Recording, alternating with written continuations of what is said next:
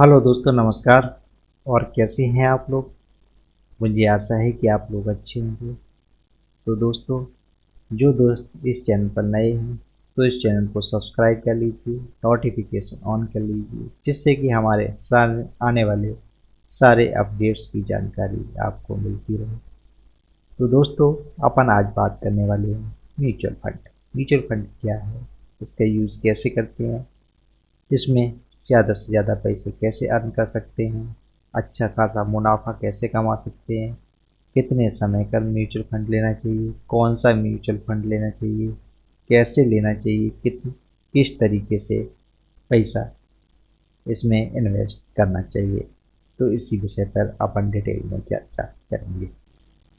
Mutual fund.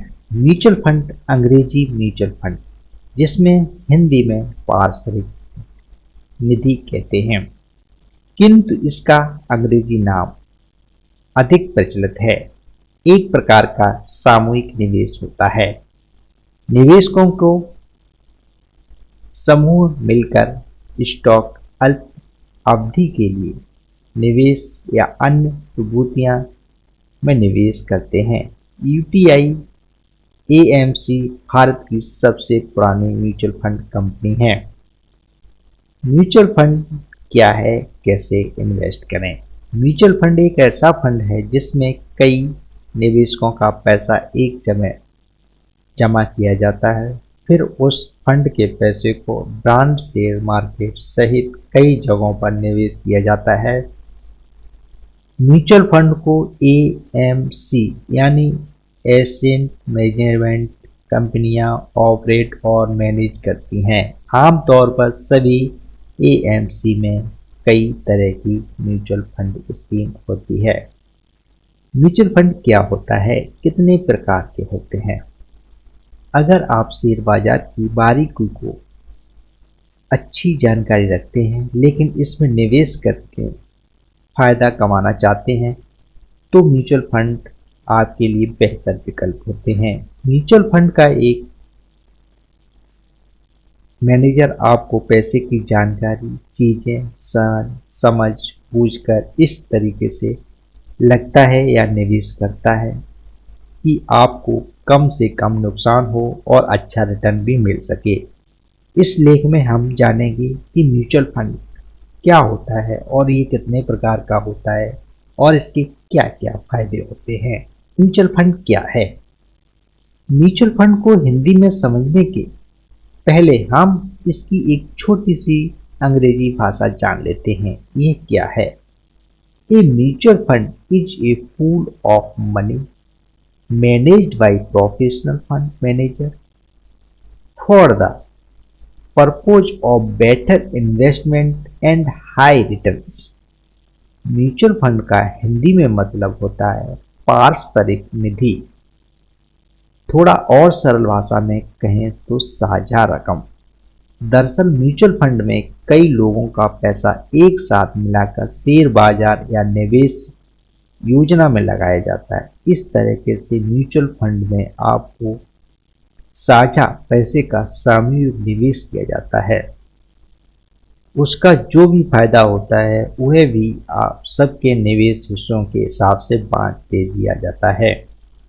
निवेश करने वाले लोगों का पैसा कहां कहां और कैसे कैसे निवेश करना है, ये एक विशेषज्ञ लोगों की टीम तय करती है। ये टीम एक फंड मैनेजर के अधीन काम करती है। उस टीम में मार्केट और शेयर बाजार को समझने वाले प्रोफेशनल रखे जाते हैं। कंपनियां और उनके शेयरों के पिछले रिकॉर्ड और आगे की संभावनाओं को ध्यान में रखते हुए यह टीम लोगों के पैसे का इस तरीके से निवेश करती है कि उससे कम से कम नुकसान के साथ अच्छा रिटर्न मिल सके। इस तरह से म्यूचुअल फंड को आपको बड़ी बड़ी कीमत वाले निवेश उपाय में भी कम पैसे लगाकर निवेश का लाभ प्राप्त करने की सहूलियत उपलब्ध कराते हैं।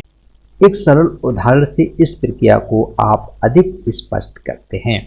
मान लेते हैं कि 20 चॉकलेट का एक पैकेट जिसमें कुल कीमत 1000 रुपये है। इस पैकेट के साथ यह शर्त जुड़ी है कि ये पूरा का पूरा डिब्बा ले सकते हैं। अब मान लेते हैं कि कोई व्यक्ति उसे पूरा खरीदने के लिए स्थिति में नहीं है या एक साथ पूरा पैकेट खरीदने की इच्छुक नहीं है। ऐसे में 5 लोग मिलाकर साझा रूप में उसे खरीदने की योजना बनाते हैं और 200-200 रुपये जमा करके खरीद लेते हैं। यहाँ हम देखते हैं कि हर दोस्त के हिस्से में 4-4 चॉकलेट आती हैं। म्यूचुअल फंड को चॉकलेट के पूरे पैकेट के रूप में मान लेते हैं और चॉकलेट को 1 यूनिट मान लेते हैं। तो इस तरीके से हर दोस्त के हिस्से में म्यूचुअल फंड की यूनिट 4 आती हैं। उन यूनिट को 4 यूनिट को पैसा लगा है और उस 4 यूनिटों में से मिला रिटर्न भी उसे ही मिलेगा।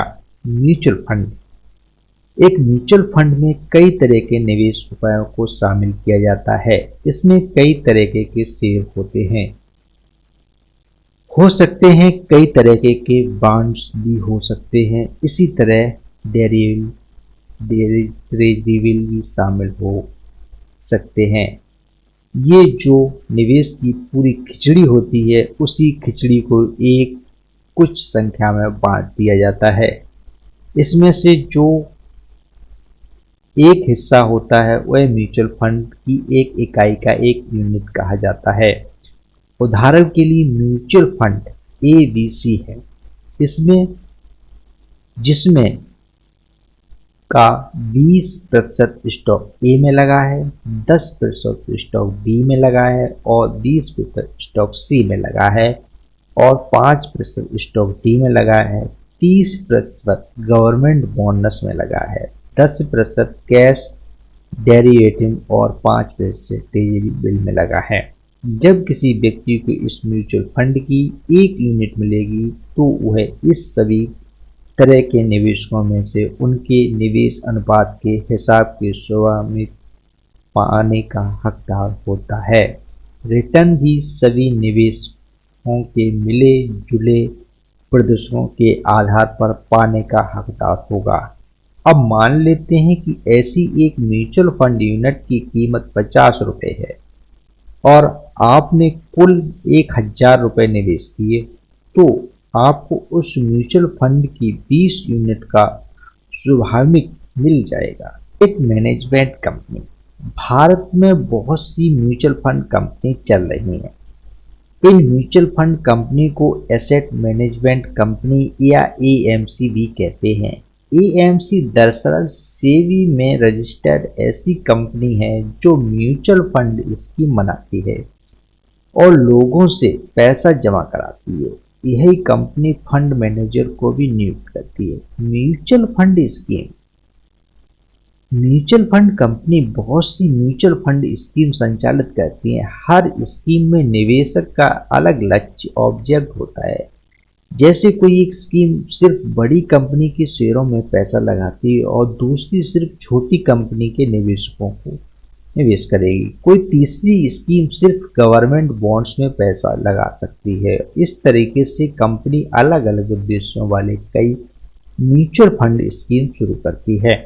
Fund manager. हर स्कीम में पैसा लगाने की जिम्मेदारी किसी फंड मैनेजर को दी जाती है। कोई एक व्यक्ति स्कीम्स का फंड मैनेजर भी हो सकता है। किसी एक फंड म्यूचुअल फंड कंपनी का एसेट मैनेजमेंट कंपनी के पास कई फंड मैनेजर होते हैं। इसके अलावा कंपनी के पास निवेश की रणनीति इन्वेस्टमेंट स्ट्रेटजी पर भी काम करने के लिए अपनी रिसर्च टीम भी होती है। एनबी क्या है? What is NB? एनबी क्या है? म्यूचुअल फंड की एक यूनिट की कीमत को नेट एसेट वैल्यू NAV कहते हैं। Net asset value. यह नेट एसेट वैल्यू ही उस म्यूचुअल फंड स्कीम की परफॉर्मेंस को बताता है। मान लिया कि आप म्यूचुअल फंड में निवेश करना चाहते हैं। आप 10 रुपये में NFO पीरियड में म्यूचुअल फंड की एक यूनिट खरीद लेते। NFO पीरियड के दौरान उस म्यूचुअल फंड की NAV 10 रुपये होगी। अब ये भी मान लेते हैं कि आप कि आप ही की तरह और 9 लोगों ने म्यूचुअल फंड की यूनिट खरीदी। इस तरह से उस म्यूचुअल फंड स्कीम ने कुल 10 यूनिट बेचकर 100 रुपये इकट्ठा किया। अब आपका फंड मैनेजर इन 100 रुपयों में कुछ शेयर्स खरीद लेता है। मान लिया आपने 100 रुपये इन्वेस्टमेंट की, कीमत 1 साल बाद 1500 रुपये हो जाती है। तो अब उस म्यूचुअल फंड की हर यूनिट की कीमत हो गई 150 डिवाइड बाई 10 यानी 15 रुपये, यानी कि हर यूनिट की नेट एसेट वैल्यू हो गई 15 रुपये। अब मान लिया कि 5 और लोग उसी म्यूचुअल फंड स्कीम में निवेश करना चाहते हैं, लेकिन उस म्यूचुअल फंड स्कीम की यूनिट की एनएवी कीमत होगी 15 रुपये हो चुकी है, इसलिए उसमें अब इसकी एक यूनिट के लिए 15 रुपये चुकाने पड़ेंगे। कंपनी इन नए 5 लोगों को 5 यूनिट बेचकर 75 रुपये इकट्ठा कर सकेगी। अब कंपनी के पास कुल पैसे हो गए 150 प्लस 75 225 रुपये, लेकिन कुछ यूनिटों की संख्या हो गई 15।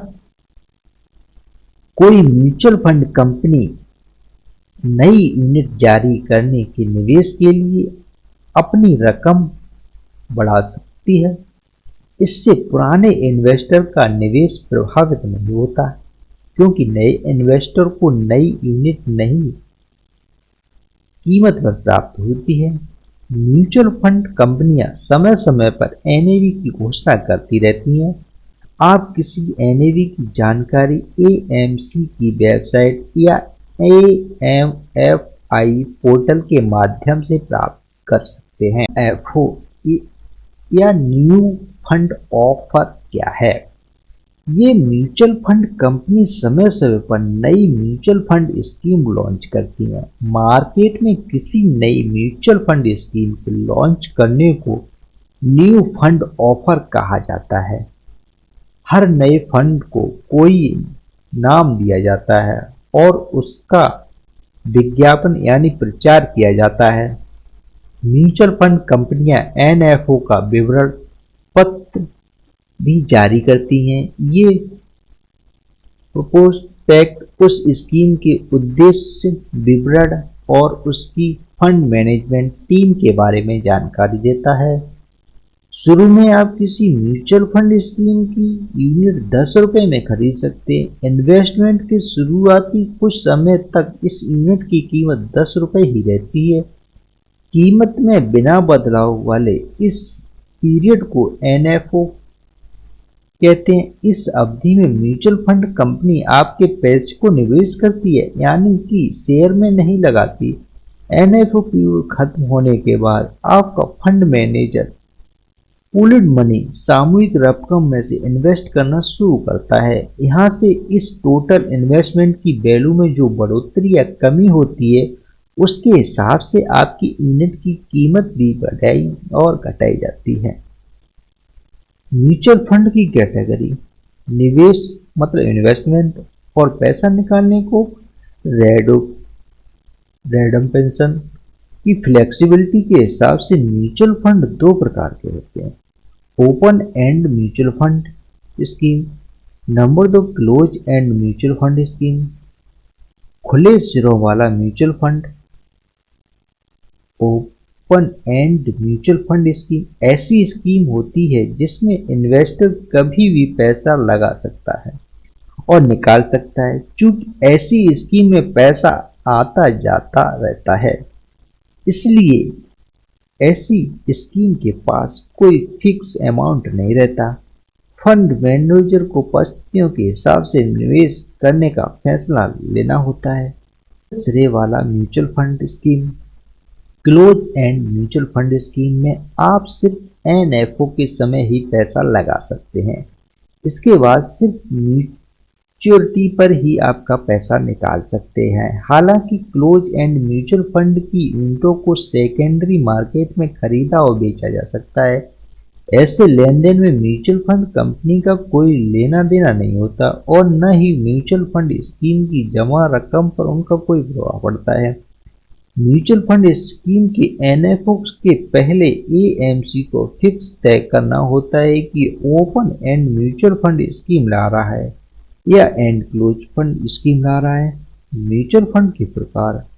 अपने इन्वेस्टमेंट पोर्टफोलियो के आधार पर म्यूचुअल फंड कई प्रकार के होते हैं। सेबी ने म्यूचुअल फंड में को 5 भेदों में श्रेणीबद्ध कैटेगराइज किया है। इनका संक्षेप में परिचय हम नीचे दे रहे हैं।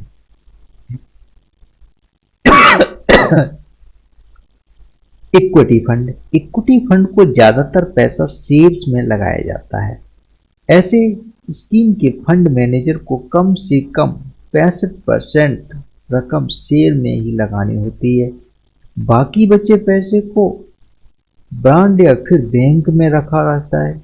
जबकि चूंकि इक्विटी फंड म्यूचुअल फंड को शेयर में निवेश किया जाता है तो इनका रिटर्न भी शेयर मार्केट के हिसाब से मिलता है, यानी कमाई की सबसे ज़्यादा संभावना होती है लेकिन रिस्क भी सबसे ज़्यादा होता है।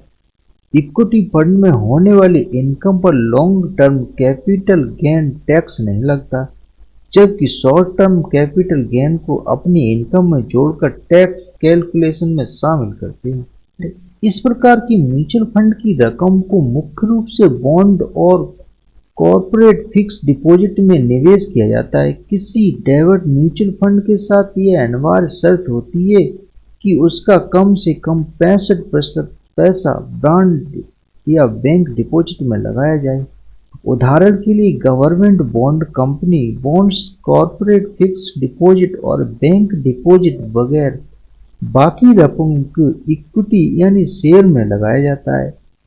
जबकि जो डेट फंड को फिक्स रिटर्न देने वाले बॉन्ड में लगाया जाता है, इसलिए इसमें रिस्क भी तुलनात्मक रूप से ही कम होता है, लेकिन इससे इनके आपको जबरदस्त फायदे भी उम्मीद नहीं करनी चाहिए। वैसे अच्छे डेब्ट फंड आपको बैंक फिक्स डिपॉजिट की अपेक्षा बेहतर रिटर्न दे सकते हैं। अगर आप अपने डेब्ट फंड को 3 साल बाद उड़ाने हैं तो इस पर आपको long term capital gain tax चुकाना पड़ता है। इस long term capital gain tax की दर बिना इनकम टैक्स के 10% और इंडेक्सन के साथ 20% होती है। अगर आप 3 साल के पहले अपनी डेब्ट म्यूचुअल फंड को बेच देते हैं तो इससे हुई आमदनी पर आपको short term capital gain tax चुकाना पड़ेगा। इस शॉर्ट टर्म कैपिटल गेन को आपकी कुल आमदनी में जोड़ा जाता है और फिर उसमें टैक्स स्लैब के हिसाब से टैक्स की गणना करनी होती है। Mutual fund. Balanced mutual fund आपके पैसे को शेयर और बॉन्ड दोनों में लगाते हैं। जैसे कि आप जानते हैं कि शेयर में रिटर्न ज़्यादा मिलता है और वो रिस्की होते हैं, जबकि बॉन्ड सुरक्षित होते हैं लेकिन उसमें रिटर्न कम मिलता है। इसलिए इन दोनों में बैलेंस पैसे को लगाकर म्यूचुअल फंड सेफ्टी के साथ बढ़िया रिटर्न देने की कोशिश करता है। हालांकि म्यूचुअल फंड शुद्ध शेयर में पैसा लगाने वाले इक्विटी म्यूचुअल फंड से कम रिटर्न देते हैं और शुद्ध बॉन्ड में पैसा लगाने पर डेब्ट फंड से कम सेव होते हैं। मार्केट के अच्छे समय में ये फंड न तो इक्विटी फंड की तरह ऊंचा रिटर्न देते हैं और न मार्केट के बुरे समय में इक्विटी फंड की तरह से आपको बहुत खराब रिटर्न देते हैं। ये फंड निवेश में संतुलित रवैया बैलेंस बनाए रखते हैं और मार्केट की कंडीशन के हिसाब से ये शेयर और बॉन्डों में निवेश करते हैं। भारत में बैलेंस्ड फंड का झुकाव भी इक्विटी यानी शेयर में निवेश की तरह ज़्यादा दिखाया जाता है। ज़्यादातर आपने पोर्टफोलियो का कम से कम 65% शेयरों में लगाते हैं। ऐसा इसलिए करते हैं ताकि टैक्स बचाने में ज़्यादा से ज़्यादा मदद मिल सके। चूँकि ऐसे फंड जिनका निवेश शेयर में 65% से अधिक होता है, इन्हें इक्विटी फंड माना जाता है। ऐसे में इन पर लोग टर्म कैपिटल गेन टैक्स लागू नहीं होता है और भी ज़्यादा टैक्स बेनिफिट उठा सकते हैं। कुछ और ऐसे फंड होते हैं जिनके तकनीकी रूप से बैलेंस या हाइब्रिड फंड कहा जाता है, लेकिन म्यूचुअल फंड कंपनियां उनके साथ साथ एक बैलेंस्ड शुद्ध नहीं जोड़ती। ये फंड और आपके पोर्टफोलियो का 65% कम शेयर में लगाते हैं। इनका शेयर से निवेश 20 से 30% होता है। ऐसे फंड से होने वाली आमदनी को लॉन्ग टर्म कैपिटल गेन भी लगता है। भारत में इस तरह के फंड मासिक आय योजना के रूप में होते हैं। ये आपको हर महीने एक निश्चित आय प्रदान करते हैं। ऐसे फंड आपकी पूंजी की सुरक्षा या ज्यादा जोर रखते हैं और लगभग निश्चित रिटर्न देते हैं। एवं mutual fund tax saving mutual fund को इक्विटी लिंक सेविंग स्कीम या इलेस भी कहा जाता है। चूंकि इक्विटी लिंक सेविंग स्कीम या इलेस में लगाए गए पैसे पर सरकार टैक्स छूट देती है, इसलिए इन्हें टैक्स सेविंग म्यूचुअल फंड कहा जाता है। ये टैक्स बचाने के लिए कुछ अच्छे उपायों में से एक है। इलेस में निवेश किया गया पैसा कम से कम 3 साल के लिए लॉक्ड हो जाता है, यानी कि आप इनमें लगाया गया पैसा 3 साल के पहले नहीं निकाल सकते। इलेस का पैसा कुछ मुख्य रूप से शेयरों में लगाया जाता है, इसलिए ये अक्सर आपको अच्छा खासा रिटर्न भी दे सकते हैं। हालांकि हाल में इक्विटी म्यूचुअल फंड की तरह ये रिस्की भी तो होते हैं। इलेस से इलेक्शन 18C के तहत टैक्स सेविंग होती है। जैसा इनकम टैक्स के सेशन 80C में ऐसे निवेशकों को रखा जाता है जिनमें पैसा लगाने से आपकी टैक्स देनदारी घट जाती है। आप इनमें से जितना पैसा लगाते हैं उतना पैसा आपकी टैक्स इनकम से घट जाता है। PPF investment, home loan, principal NSC, tax saving fund, insurance, tuition fees और EF कंडीशन बगैर भी सेशन 80C के तहत टैक्स छूट की सुविधा के हकदार होते हैं। इन सारे टैक्स सेविंग निवेशक में इलेस का लॉक पीरियड सबसे कम होता है, यानी कि अगर आप कम समय के लिए अपना पैसा करके ज़्यादा टैक्स बचाने की सोच रहे हैं तो टैक्स सेविंग म्यूचुअल फंड यानी इलेस सबसे बेहतर ऑप्शन होता है। इंडेक्स फंड भी अन्य इक्विटी फंड की तरह शेयरों में पैसा निवेश करता है, लेकिन ये इक्विटी फंड से अलग इस मायने में होता है कि अपने हिसाब से चुने हुए पैसों में पैसा नहीं लगता, बल्कि बाजार के सूचांक मार्केट इंडेक्स स्ट्रक्चर की ही कॉपी करके पैसा लगाता है। सेंसर निफ्टी, CNX 200, CNX 500 वगैरह बाजार सूचांक हैं। इन सूचांकों में कुछ निश्चित कंपनियों के शेयर ही शामिल होते हैं। इस शेयर का उस सूचांक इंडेक्स में एक फिक्स वेट एज होता है। कोई इंडेक्स फंड की सूचांक को फॉलो करता है, वह उसमें शामिल सभी शेयरों में पैसा लगाता है। शेयर में पैसा भी उसी अनुपात में लगाया जाता है जिस अनुपात में उन शेयरों को सूचांक में बदल दिया जाता है। उदाहरण के लिए अगर एक इंडेक्स फंड सेंसेक्स की नकल करता है तो ये भी सेंसेक्स की तरह ही उन 30 शेयरों में से पैसा लगाएगा। हर शेयर को वह सेंसेक्स के समान ही वेट भी प्रदान करेगा, यानी कि ऐसे इंडेक्स फंड के सेंसेक्स की तरह रिलायंस, TCS, ITC वगैरह सबसे ज़्यादा वेट वाले शेयर होते हैं। सेंसेक्स के पोर्टफोलियो की हुई नकल करने के कारण यह इंडेक्स फंड सेंसेक्स की तरह ही रिटर्न ही देता है। हालांकि इंडेक्स फंड को आपको हूबहू वैसे ही रिटर्न ही उम्मीद नहीं रखनी चाहिए, क्योंकि कॉपी करने में थोड़ा टाइम लग सकता है। इसे निवेश की भाषा में ट्रैकिंग एरर कहते हैं, क्योंकि इस कॉपी कट फंड में फंड मैनेजर यानी फंड कंपनी की भूमिका बहुत कम होती है, इसलिए इंडेक्स फंड में फंड मैनेजर चार्ज भी काफ़ी कम होता है। आप म्यूचुअल फंड डिस्ट्रीब्यूटर के माध्यम से म्यूचुअल फंड कंपनी से इंडेक्स फंड खरीद सकते हैं। Trade fund ETF, exchange trade fund मूल रूप से इंडेक्स फंड ही होते हैं, लेकिन इन इंडेक्स फंड को स्टॉक एक्सचेंज में सीधे खरीदा बेचा जा सकता है। शेयरों की तरह एक्सचेंज ट्रेड फंड की कीमतों की बाजार के घटों के दौरान लगातार बदलती रहती। आप किसी शेयर दलाल, स्टॉक ब्रोकर से एक्सचेंज ट्रेड फंड खरीद सकते हैं। इन्हें खरीदने के लिए यानी कि इसमें पैसा लगाने के लिए आपको फंड डिस्ट्रीब्यूटर की जरूरत नहीं होती। हेज फंड, हेज फंड थोड़ा उदार फंड होता है। ये किसी रेगुलेशन के तहत बंधे नहीं होते हैं और न ही रिटेल इन्वेस्टर इनमें पैसा लगा सकते हैं। सिर्फ कुछ सिलेक्ट ग्रुप और हाई नेटवर्थ इंडिविजुअल की समूह रूप से हेज फंड में निवेश करते हैं। हेज फंड का फंड मैनेजर भी आक्रामक रणनीति के साथ शेयरों में पैसा लगाता है। हेज फंड का फंड मैनेजर दुनिया में कहीं भी पैसा निवेश कर सकता है।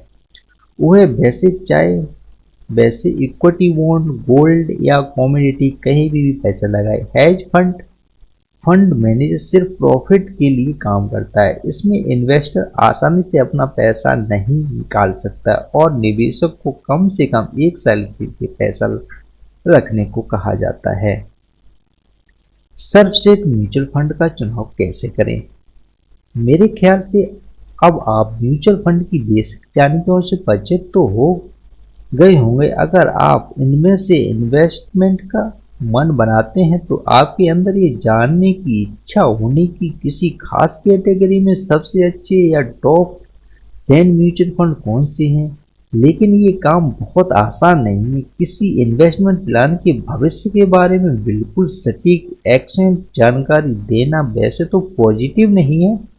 हालांकि हम आपको कुछ ऐसे उपाय टूल्स की संक्षेप में यह जानकारी दे देते हैं जो आपको म्यूचुअल फंड में निवेश के लिए बेहतर डिसीजन लेने में सहायक हो सकते हैं।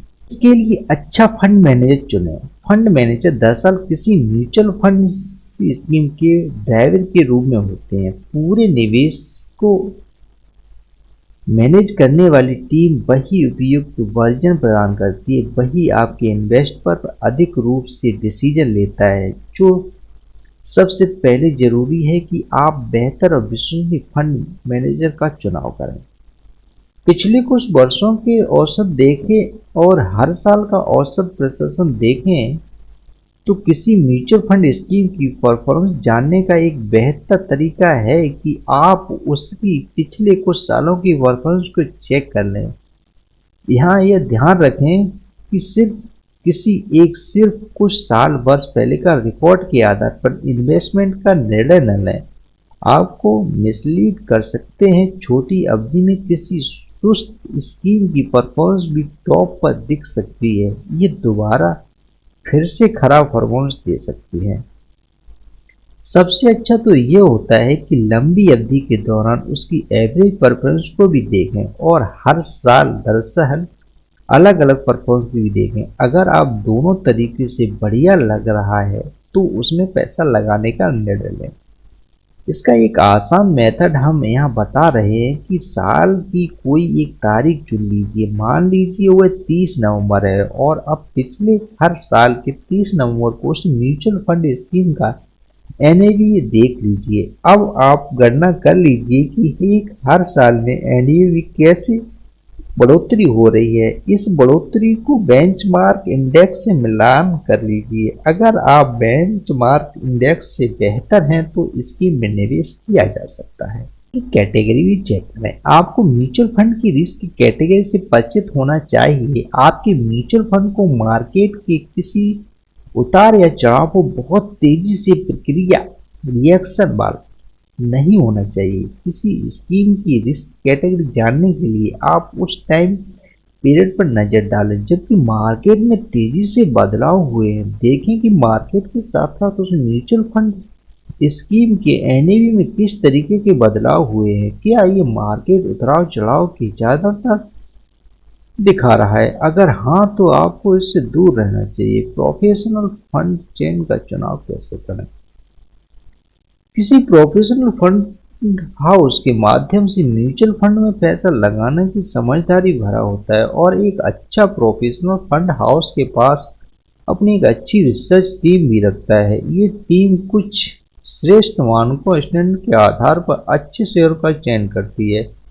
इसका फायदा ये होता है कि आपके इन्वेस्टमेंट की परफॉर्मेंस किसी एक व्यक्ति की कंपनी में होने या न होने पर डिपेंड नहीं करती। ऐसे फंड हाउस का फंड मैनेजर अगर कहीं बीच में उसे छोड़कर चला भी जाता है तो फंड हाउस की टीम स्थिति को संभालने को तैयार होती है। तो दोस्तों, ये म्यूचुअल फंड के बारे में हिंदी में जानकारी, रुपया पैसों से जुड़ी अन्य उपयोगी जानकारी के लिए ये हमारा वीडियो कैसा लगा? अगर अच्छा लगा है तो लाइक और सब्सक्राइब करना मत भूलिए और अपने दोस्तों को शेयर करना तो भूलिए ही मत। Thank you.